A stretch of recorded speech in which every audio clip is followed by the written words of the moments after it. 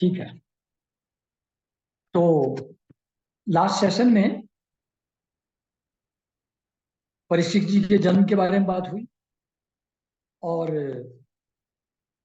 कैसे जो ज्योतिषाचार्य थे उन्होंने उनका पूरे जीवन में क्या क्या महत्वपूर्ण घटनाएं होंगी उसके बारे में जन्म के समय बताया।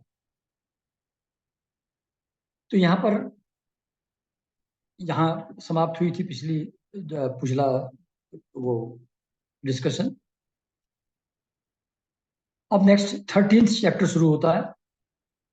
इसमें विदुर जी घूम करके तीर्थ यात्रा के लिए पहले गए हुए थे। मतलब जिस समय महाभारत की लड़ाई शुरू होने वाली थी उसके पहले ही विदुर जी को निकाल दिया गया था। दुर्योधन ने उनको निकाल दिया था शहर से। तो वो चले गए थे तीर्थ यात्रा करने। जब ये सब काम समाप्त हो गया, युद्ध समाप्त हो गया, पूरे साल वो घूमते रहे पूरे हिंदुस्तान में, अलग अलग तीर्थ यात्रा करते जाते रहे। वहां से घूम घाम करके वापस पहुंचे हस्तिनापुर। तो इस चैप्टर में वो उपदेश देते हैं धृतराष्ट्र जी को, और उसके कारण से धृतराष्ट्र और गांधारी जी वन में चली जाती हैं साधना करने के लिए। तो ये प्रकरण है आज का। तो विदुर जी जब तीर्थ यात्रा पर गए हुए थे उसमें उनकी मुलाकात महर्षि मैत्रेयी जी से हुई और उनसे आत्मज्ञान, आत्मा के बारे में ज्ञान प्राप्त किया उन्होंने। और उसको प्राप्त करने के बाद हस्तिनापुर वापस आए। वो बात अलग है कि उनका आंसर सुनने के पहले ही वो, क्योंकि भगवान के अनन्य भक्त थे, वो ज्ञान उनको स्वयं प्राप्त था, लेकिन फिर भी उन्होंने प्रश्न पूछे और उत्तर उनसे सुना। तो बहुत बार जो ज्ञानी लोग आपस में चर्चा करते हैं उसमें कुछ नॉलेज प्राप्त करना है ऐसा नहीं रहता। वो दोनों एक दूसरे के जो एक स्तर है हायर लेवल, वो रेजोनेट करते हैं, उसमें सिर्फ उसका आनंद उठाते हैं, प्रेम से एक दूसरे से जुड़ते हैं। तो वही स्थिति मैत्रेय जी की और विदुर जी की थी। और दूसरा, उन लोगों की चर्चा जन कल्याण के लिए हुआ करती है कि उससे दूसरे सुनने वाले लोग लाभान्वित हो। तो वो पहले से जानते थे, लेकिन फिर भी बहुत श्रद्धा पूर्वक, आदर पूर्वक उन्होंने वो ज्ञान अर्जित किया फिर से मैत्रेय जी से। तो अब जब वो पहुंचे वहां, तो पहले तो निकाल दिया था इन लोगों ने, पर अब क्योंकि परिस्थिति बिल्कुल बदल चुकी थी, अब धृतराष्ट्र का व्यू भी बदल चुका था। अपने आप ही वैराग्य जैसी स्थिति आने लगती है, ऐसी ऐसी सिचुएशन होने में जहां सब लोग घर के सदस्य समाप्त हो गए, युद्ध में मारे गए। तो फिर उनको विरह लगने लगा था विदुर जी का, उनको याद आने लगी थी। तो जैसे ही विदुर जी आए तो वो युधिष्ठिर जी, उनके चारों भाई, धृतराष्ट्र जी, संजय, कृपाचार्य, कुंती, गांधारी, द्रौपदी, सुभद्रा, उत्तरा और जितने भी परिवार के अन्य सदस्य थे, वो बहुत ही प्रसन्न हुए जैसे ही उनको देखा कि आ गए हैं। ऐसा लगा कि जैसे एक मृत शरीर में प्राण आ जाता है, इंद्रियां जागरूक हो जाती हैं, जागृत हो जाती हैं, वैसा आभास उन लोगों को उनके आने से हुआ। इस आनंद का अनुभव करते हुए उन लोगों ने उनको रिसीव किया, जो अगवानी करने का कहते थे, जाकर के रिसीव करके लेकर के आते हैं। और फिर सब लोगों से यथा योग्य किसी से का आलिंगन किया, किसी से प्रणाम हुआ, किसी के पैर उन्होंने छुआ, किसी का उन्होंने छुआ, तो ये सब एक दूसरे का आदर सत्कार किया सब लोगों ने। और उस विरह जो में रहे थे इतने समय, उसके कारण से उन सब लोगों की आंखों में आंसू थे, प्रेम भरे आंसू थे। तो फिर उनको आदर सत्कार करके उनका एक अच्छा आसन उनको दिया गया बैठने के लिए, भोजन वोजन उनको कराया। जब विश्राम विश्राम वो कर चुके, तब सबके सामने वो युधिष्ठिर ने विदुर जी को कहा कि चाचा जी, आपके कितने, हम लोगों के ऊपर कितना अनुग्रह रहा है जीवन। जैसे पक्षी अपने पंखों के नीचे अपने अंडे को सुरक्षित रखकर सेता है, उतने प्रेम से अपने कर कमलों की छाया में आपने हमको पाला, पोसा, बड़ा किया। और कितनी विपत्तियां, विषदान, लाक्षाग्रह और न जाने कितनी विपत्तियों से हम लोगों की आपने रक्षा की। तो जब आप घूम रहे थे वहां तीर्थाटन तीर्थाटन पर, तो कभी हम लोगों की याद आती थी आपको? तो ऐसा बोलते हैं युधिष्ठिर जी।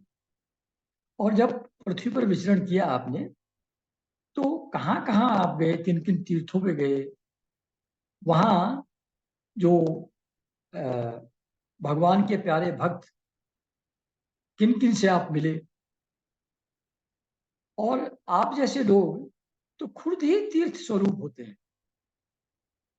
आप तीर्थों में जाते हैं कुछ पाने के लिए नहीं, तीर्थों को और भी पवित्र बनाने के लिए। संत इतनी बड़ी चीज होता है। आप लोगों ने सुना होगा कि जब गंगा जी को उतार करके ला रहे थे भगीरथ जी, तो गंगा जी ने एक प्रश्न ये पूछा कि जब लोग मेरे अंदर पाप धोएंगे तो मेरी शुद्धि कैसे होगी। तो भागीरथ जी ने कहा कि उसकी चिंता आप ना करें, जो निष्काम भगवान के प्रेमी भक्त जब आपके अंदर स्नान करेंगे तो आप उससे पवित्र हो जाएंगे।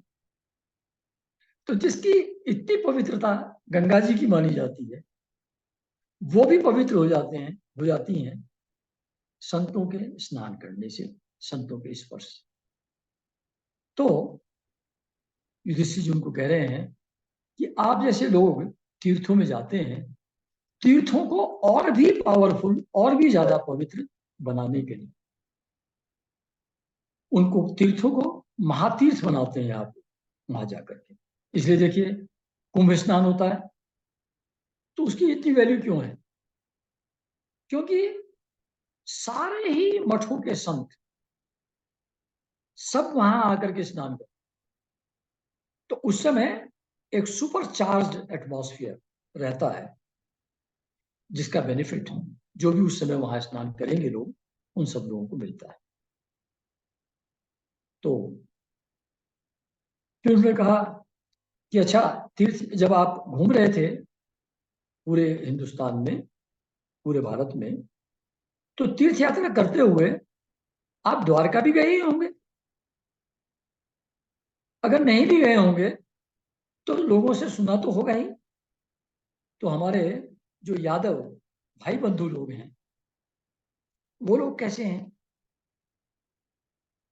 भगवान कृष्ण कैसे हैं, ये सब प्रश्न युधिष्ठिर जी पूछ रहे हैं विदुर जी से, आराम से जब वो बैठ गए। तो विदुर जी ने डिटेल में जो भी तीर्थों, जिस जिस तीर्थ पर गए थे और जिन जिन लोगों से मुलाकात हुई थी संतों से, उसका पूरा विवरण तो युधिष्ठिर जी को और जो सब लोग वहां मौजूद थे उन सबको सुना दिया। लेकिन जो यदु वंश का विनाश हो चुका है, कृष्ण भगवान नहीं रहे हैं, ये नहीं बताया। क्योंकि ये बात अपने आप ही थोड़े टाइम में खुलने ही वाली थी, और वैसे भी ऐसा बता करके वो एकदम शुरू में ही पांडवों को दुखी नहीं देखना चाहते थे। अगर मैं उनको बता दूंगा नहीं सब तहस नहस हो गया, सब गड़बड़ हो गया है, तो दुखी हो जाएंगे बेचारे। तो छोड़ो, अभी नहीं बताता। तो बाकी सब चीजें बताई, इस एक बात को उन्होंने उस समय नहीं कहा। तो पांडव तो उनको बहुत ज्यादा आदर करते ही थे, उन लोगों का अनन्य प्रेम और भक्ति उनके प्रति थी ही। तो बिल्कुल देवताओं की तरह पांडवों ने उनका आदर सत्कार किया। तो फिर वो वहां रहने लगे। लेकिन उनका वहां रहने का मेन कारण दूसरा था। वो चाहते थे कि जो मेरे बड़े भाई हैं धृतराष्ट्र जी, इनका भी कुछ कल्याण हो। तो उनकी कल्याण कामना के लिए कुछ समय वो वहीं रहे। और विदुर जी, जैसा आप लोगों ने सुना होगा, विदुर जी एक्चुअली यमराज थे, धर्मराज थे, धर्मराज यमराज। तो एक किसी ऋषि के आश्रम में, एक मांडव ऋषि थे, मांडव्य ऋषि, उनके आश्रम में कुछ चोर घुस आए। तो वो चोरी करके आए थे कहीं और, राजा के यहाँ से किसी और जगह से, और वहां आ गए वो। जब राजा के कर्मचारी वहां पहुंचे तो उन्होंने देखा कि चोरी का माल तो यहाँ है और ये चोर है। तो मांडवी ऋषि को भी चोर समझ करके पकड़ ले गए और उनको सूली पे लटका दिया। और थोड़े टाइम बाद राजा को पता लगा कि अरे ये तो मांडवी ऋषि हैं, ये तो बहुत बड़ा अपराध हो गया।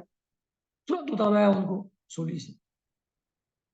तो फिर वो मांडवी ऋषि गए यमराज के पास कि ये कैसे हुआ, मेरे साथ ऐसी घटना कैसे हुई, मुझको सूली क्यों लगी। तो यमराज ने कहा कि जब तुम छोटे बच्चे थे तो एक टिड्डी के अंदर तुमने सूल, कांटा चुबा दिया था। उसने कहा ये क्या बात हुई, मतलब लड़कपन में अननोइंगली एक बच्चे ने चुबा दिया कांटा, उसका इतना बड़ा अपराध कि सूली पे चढ़ा दिया क्या करेगा। ये कौन सा जस्टिस है, तुम इस लायक नहीं हो, भागो यहां से। तो यमराज को कहा कि जाओ, अब तुम शुद्र हो जाओ। तो उस साप के कारण से वो दासी पुत्र हो गए थे, विदुर हो गए थे। लेकिन वो धर्मराज युधिष्ठिर थे, तो 100 ईयर्स के लिए उनको इस योनि में भेजा गया है। फिर वहां से वापस जाकर के फिर वहीं अपना पद उनको संभालना था, यमराज वाले। तो ये वाज धर्मराज। तो उनको बहुत अच्छी तरह आदर सत्कार किया पांडवों ने। और पांडव लोग आराम से वहां रहने लगे। पांडव परीक्षित को देख करके अपने बच्चे को, जो बहुत ही होनहार था, बड़ा प्यारा था, हम सभी लोग हैं जब छोटे छोटे बच्चे हम लोग होते हैं तो उनको देख देख करके कैसे आनंदित होते हैं कि वाह कितनी इंटेलिजेंट बात की है, क्या प्यारा हरकत है। तो उसको देख देख करके आनंदित होते थे युधिष्ठिर और उनके भाई लोग, पांडव लोग। और बहुत संपत्ति थी, भोग सामग्री, सब जितनी आवश्यकता है उससे ज्यादा उनके पास उपलब्ध थी। गृहस्थ के काम में उलझ गए, रम गए उसी में। और इस बात पर ध्यान ही जाना बंद हो गया कि ये जीवन तो नश्वर है और जल्दी ही देखते समाप्त हो जाएगा। और ऐसा समय शीघ्र ही आने वाला है जिसको टालने का कोई उपाय नहीं है। Everybody has to go that way. तो काल की गति देखकर कि अब धृतराष्ट्र जी का समय नजदीक है, तो विदुर जी धृतराष्ट्र जी के पास गए। ये अकेले का डिस्कशन है, ये ग्रुप में नहीं। तो उन्होंने कहा धृतराष्ट्र को कि भाई साहब, ये अब जो समय आ रहा है बहुत ही भयंकर समय है, यहां से झटपट निकल लीजिए, अब यहां रहने की स्थिति नहीं है। हम सब लोगों के ऊपर जो ऑल पावरफुल, सर्वसमर्थ काल मंडराने लगा है और इसको टालने का कोई उपाय नहीं है। तो ये काल इतना पावरफुल है कि इसके वशीभूत होकर के सभी प्राणों से भी आदमी का वियोग हो जाता है। बाकी चीजों की, धन की, और जो नाते रिश्तेदार हैं, फ्रेंड सर्कल है, उनकी तो बात ही छोड़िए, प्राणों से भी हाथ धो बैठता है आदमी। अब देखिए, आपके चाचा, ताऊ, भाई, बच्चे, बेटे सारे मारे गए। आपकी उम्र भी हो चली है, बूढ़े हो गए हैं, और ये पराए घर में आप पड़े हुए हैं यहां पर। तो इसमें क्या आनंद की बात है? कमाल है, प्राणी की जीवित रहने की कितनी आकांक्षा है।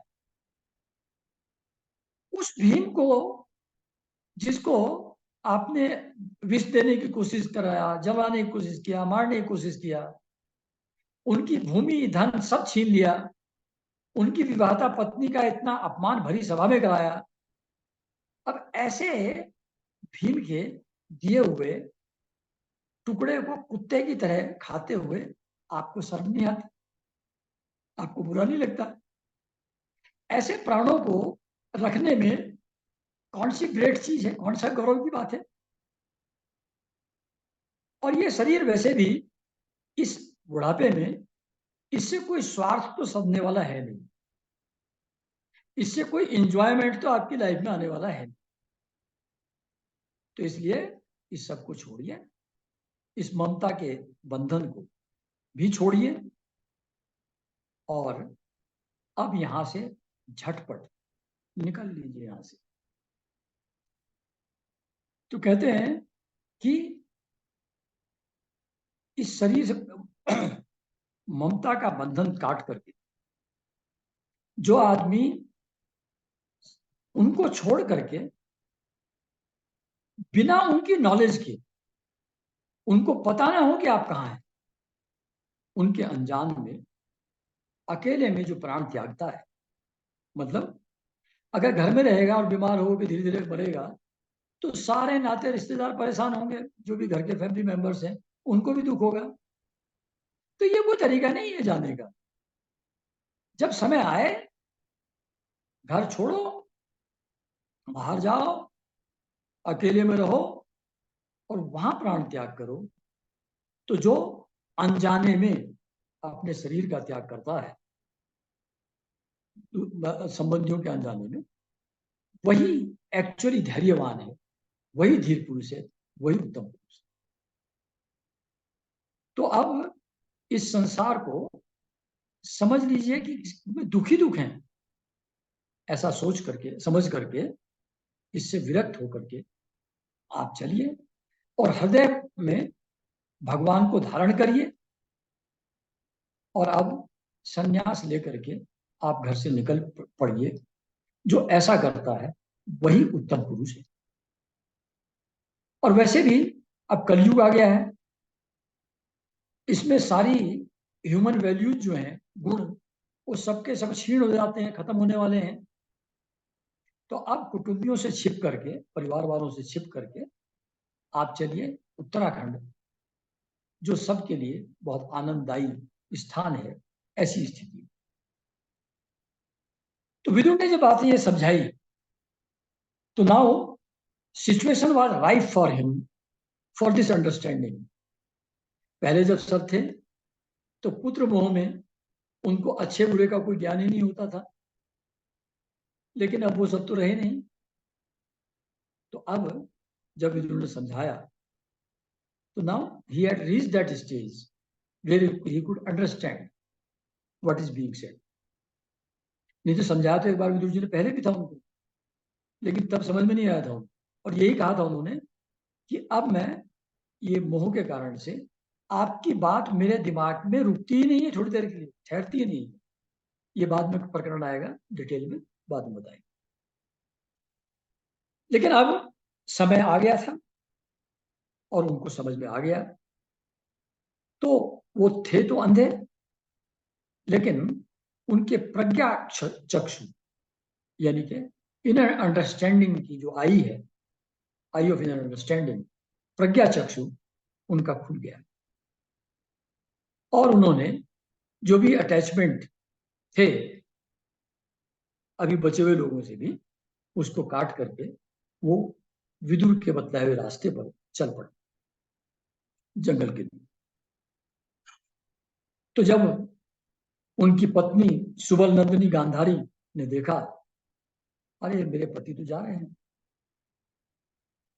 और ये तो उस हिमालय की यात्रा पर जा रहे हैं जो सन्यासियों को वैसा ही सुख देता है जो शत्रुओं के न्यायोचित प्रहार, युद्ध के मैदान में जब वीर लड़ते हैं और दूसरा शत्रु कोई उसके ऊपर आक्रमण करता है, तो दे अप्रिशिएट कि वाह क्या मारा है इसने मुझको। तो न्यायोचित प्रहार से जो आनंद मिलता है वीरों को युद्ध भूमि में, वैसा ही सुख सन्यासी को हिमालय में मिलता है। तो मैं भी, तो वो भी उनके साथ साथ चल पड़े, वो उनके पीछे। तो विदुर, धृतराष्ट्र जी, गांधारी जी, तीनों रात के अंधेरे में किसी की नॉलेज के बिना धीरे से महल से खिसक करके चले गए। तो अब सुबह हुई और युधिष्ठिर जी ने अपना जो भी मॉर्निंग का रूटीन था उनका, संध्या वंदन एटसेट्रा सब किया, गुरुजनों के चरणों की वंदना की और राजमहल में पहुंचे अपना डेली रूटीन मॉर्निंग का समाप्त करके। और देखा कि वहां तो ताऊ जी, चाचा जी, धृतराष्ट्र, विदुर, गंधारी, ये सब है ही नहीं। तो ये कहां चले गए? तो उन्होंने संजय से पूछा कि भाई क्या हुआ, कहां गए? कहले मैं भी कितना मूर्ख हूं, मैंने कभी ध्यान ही नहीं दिया कि अपने पुत्र शोक से पीड़ित होने के कारण से उनको लगेगा कि ये कुछ ना कुछ नुकसान मेरा करेगा, मेरे साथ कुछ ना कुछ बदमाशी करेगा। खैर काफी दुखी थे। तो सूत जी से पूछा, नहीं सॉरी, संजय जी से, कि ये मेरे चाचा ताऊ और माँ कहाँ गए, ये सब लोग, ताई जी कहाँ गई, और कहीं ऐसा तो नहीं है कि मुझसे किसी अपराध की आशंका समझ करके गंगा जी में कूद तो नहीं गए हैं, वो आत्महत्या तो नहीं कर ली उन्होंने? तो सूत जी कहते हैं कि संजय ने अपने स्वामी के चरणों का स्मरण किया और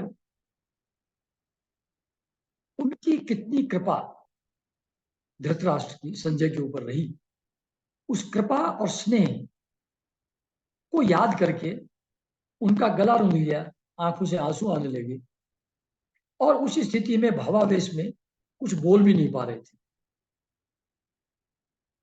धीरे धीरे आफ्टर फ्यू मिनट्स बुद्धि से अपने चित्त को स्थिर किया, अपने स्वामी के चरणों का फिर से स्मरण किया और बोले कि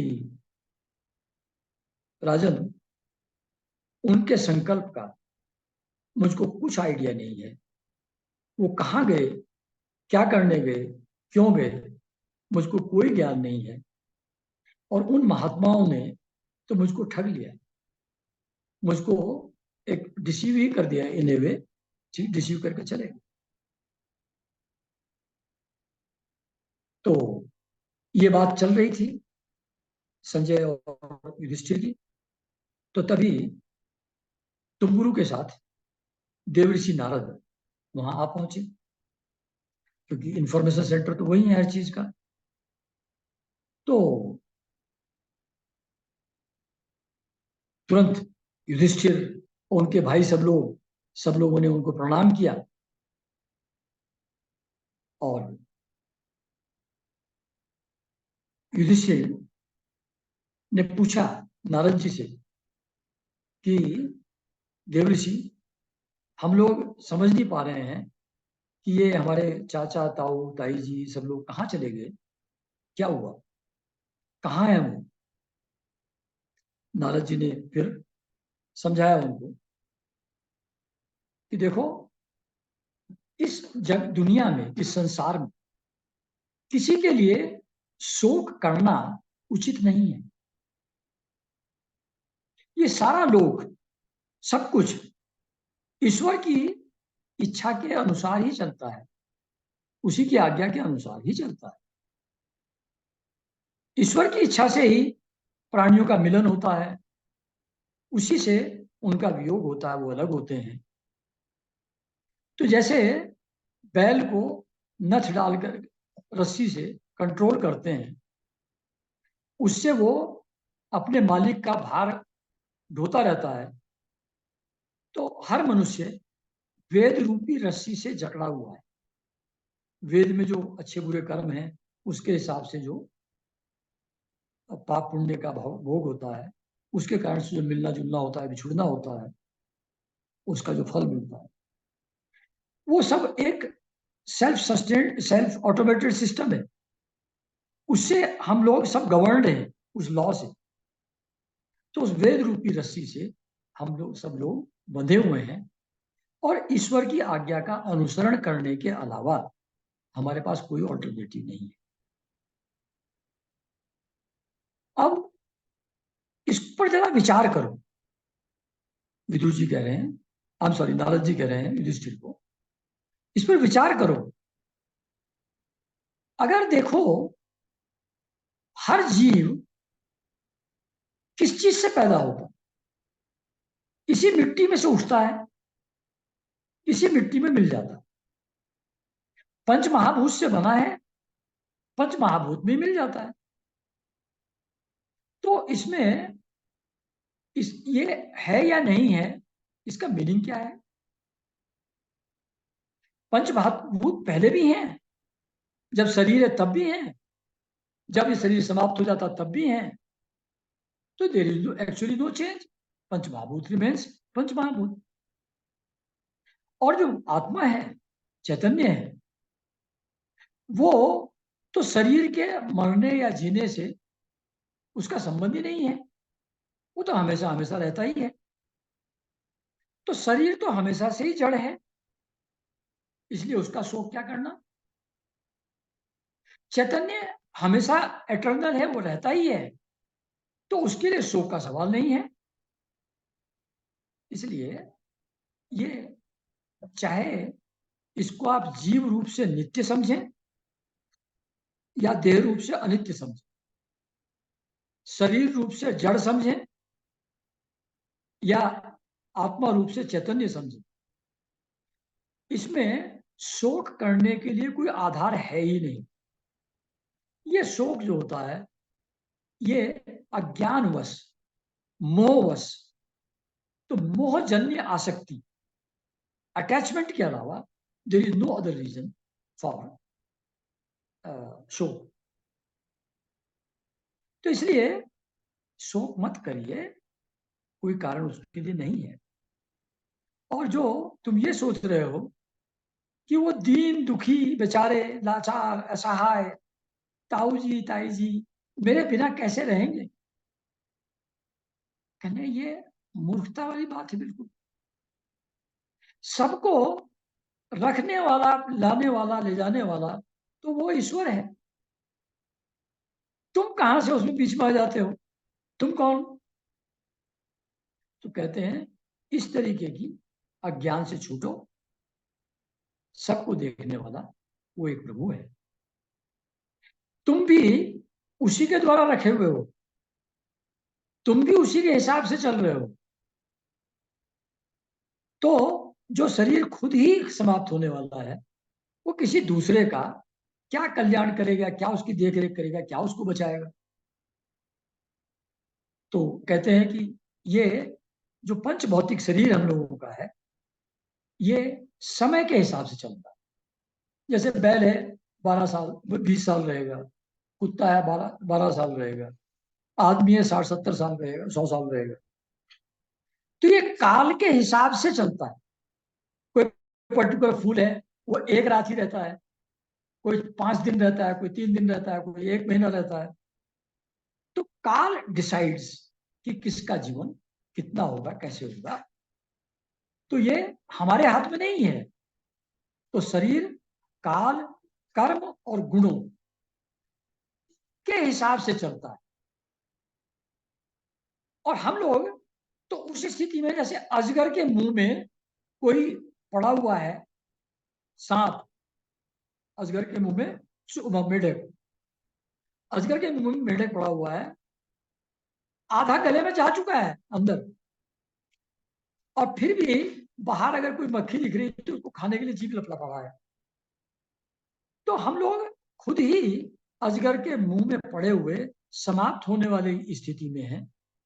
हम किसी दूसरे की, ये जो पराधीन शरीर है, controlled by external circumstances, how can it save any other person? ये दूसरे की रक्षा कर ही क्या सकता है? इसलिए ऐसा मत समझो कि तुम्हारे बिना चाचा जी का, ताऊ जी का क्या होगा, ताई जी का। ऐसी कुबुद्धि, ऐसा गलत विचार क्या है? तो कहते हैं कि समस्त रूपों में, वो नारद जी कह रहे हैं युधिष्ठिर जी को, कि समस्त रूपों में, जीवों के बाहर और भीतर, सब जगह वो एक ही प्रकाश रूप भगवान ईश्वर, वो एक ही सबके अंदर है। तो इनको अलग अलग एंटिटीज की तरह मत देखो। वो जो कॉमन फैक्टर है, जो अंदर बाहर सब जगह व्याप्त है, तो उस ईश्वर का ही ध्यान करो, उस पर ही ध्यान दो। और ये भगवान आए थे, कृष्ण भगवान, ये देवद्रोहियों का नाश करने के लिए आए थे, धर्म की संस्थापना करने के लिए आए थे। वही काल रूप है। उन्होंने अपना बाकी सब काम तो पूरा कर दिया, जो आप लोगों ने देखा, सब राजा महाराजा लोग नष्ट हो गए। थोड़ा बहुत काम उनका बचा हुआ है, उसको भी शीघ्र ही पूरा करने वाले हैं वो। तो तुम उसी के लिए अभी प्रतीक्षा करो। जब तक भगवान है यहाँ, तब तक रहो और उनकी प्रतीक्षा करते रहो। थोड़ा ही काम उनका बचा है, वो भी अब जाने ही वाले हैं।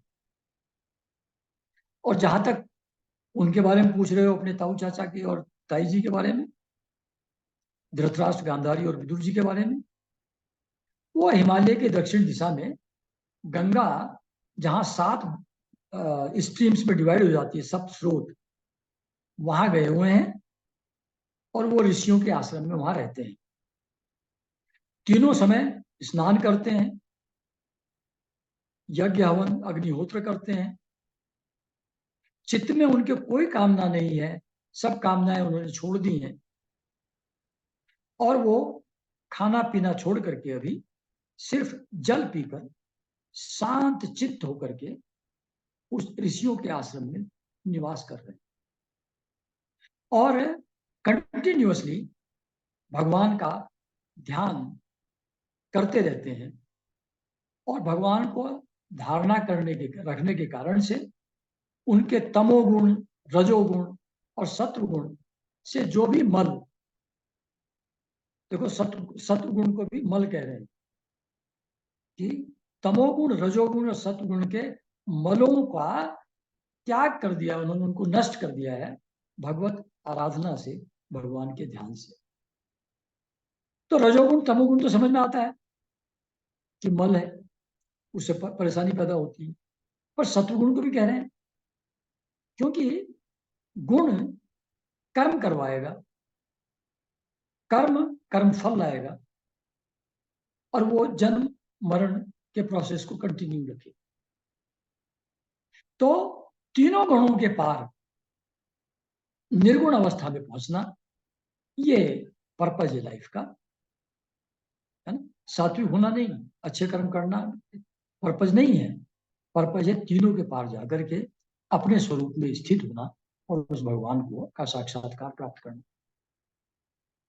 तो अब उन्होंने सत्व रज तम तीनों गुणों को त्याग करके बिल्कुल कर्मों का सबका संन्यास कर दिया, यानी कि he is free of all desire to do any act, any activity।